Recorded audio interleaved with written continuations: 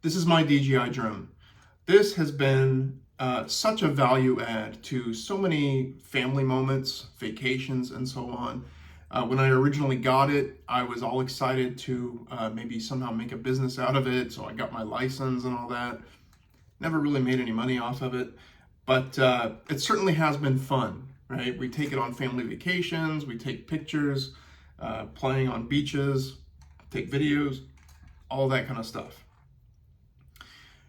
Now, when I first heard that Congress was moving to ban this kind of technology, I was pretty skeptical and I was kind of upset because there's not really a domestically produced equivalent to this, or even like European, right? If we want to say that European technology is more trustworthy than Chinese. I thought, well, what's so dangerous about this little drone? It's not inside the house taking video. It's not really providing any footage that Google Maps or other satellite imagery companies don't provide. But then I heard a news story recently that kind of bugged me.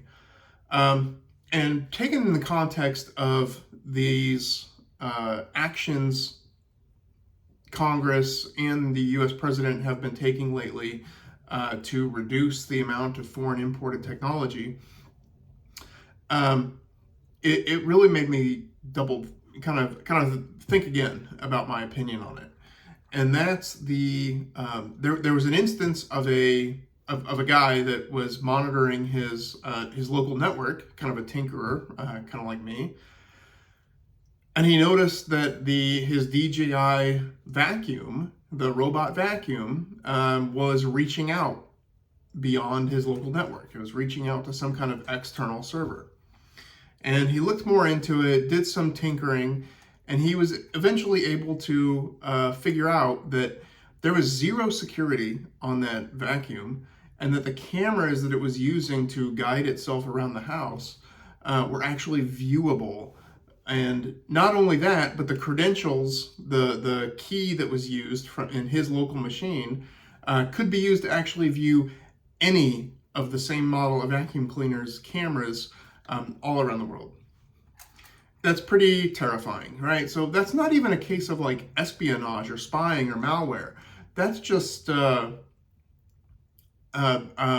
incompetence. That's security incompetence. It's not even thinking of security at all when you create these devices. And that really underlies the problem with foreign technology. Now, a lot of people argue that, domestic made technology, European technology, has similar issues, right? There's data leaks, there's data breaches with all of these companies, all over the world. And that's true, and that's true, and that's a problem. But when it's a global rival that we know are actively, trying to monitor our citizens here in the U.S., and not just for political reasons, but for economic reasons, corporate espionage, that kind of thing, I think it really needs to be taken seriously. So I was always for example, the TikTok ban. I was always for that. But again, I think we should have done it a decade or so ago. So now the situation is, do we actually remove these technologies from our space? And I really don't know. But one thing you can do, as a practical tip for people that use technologies in their daily life, is at least learn enough tinkering to be able to get into your router and learn how to block specific devices from reaching out beyond your network. You can do this. It is fairly simple. You might have to Google for your specific model of router and all that. But it is very possible to do that.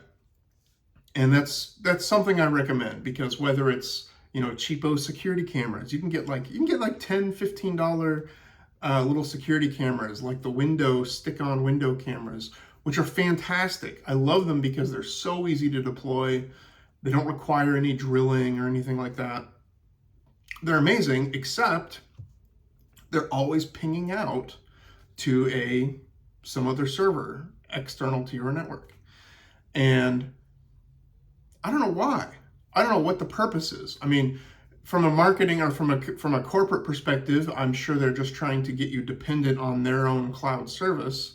So there is that aspect to it, but I don't know why that's necessary if you don't have a membership or if you don't sign up.